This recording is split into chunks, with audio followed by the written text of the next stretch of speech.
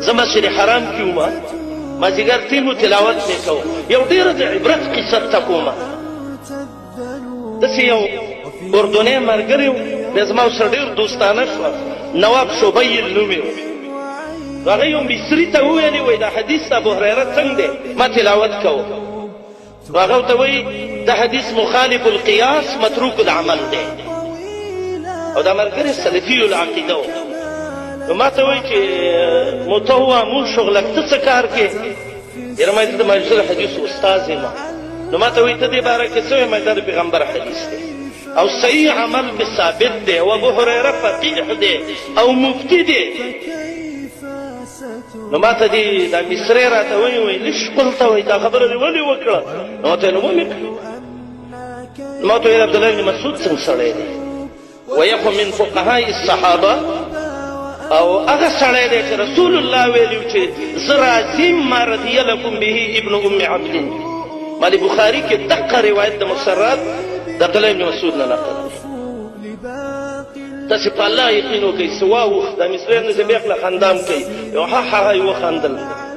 ما دې بېرته راوچتېږي او که نه وایي دا بخاري کې نشته وایي تا بخاري سره په سترګو نه دی تللې مال ته بخاري راوړه بیا به وینو چې تا نه دی تللی او که ما نه دی تللی هغه نواب شوبیل ملګری په دې نیټ کې وایي دا بخاري مال ته کتاب البیوع راواړوه ته په الله یقین وکړه ما ته پته هم نه وایي دا به نیټ کې څنګه راوړي کتاب البیوع چې دی باب البیوع الفاسده راواړو تاریخ پکې دا د عبدالله بن مسعود حدیث راووته رضی الله عنه چې فلیرده وما هو صاع من تمر ما دا ابن مسعود دی او دا یې حدیث دی ګوره هغه مصری بېدینه د الله دشمن د پیغمبر دشمن هغه بدتمیزه ما ته وایي یا پاکستاني لعل ابن مسعود اخطأ اے پاکستانی وای دا ابن مسعود غلط شوی دی مذهب د پاره ابن مسعود لم لته ورکړه ما ورته ویلې مالې دکتور ابن مسعود وایي چې قال رسول الله صلی الله علیه وسلم مالې قل لعل رسول الله اخطأ داسې ویوه چې رسول الله غلط شوی دی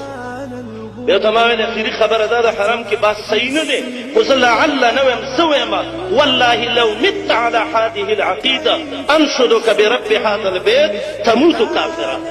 د دې بیت الله پر رب ته قسم کوم که په دې عقیده مړ شو کافر د دنیا نه مړ کېږي چې صحیح حدیث سره راغی ورته وایه دا غلط دی او دا غلط شوی دی او دا غلط شوی دی الحمدلله موږ د حدیثو څه پهلواني نه کوو موږ د حدیثو څه دشمني نه کوو موږ د حدیثو څه بغض نه کوو موږ چې د نبي نه څنګه ثابت دي چې هغه وایي کښېنه موږ ویو کښېنو چې وایي ودرېږه موږ ویو ولاړ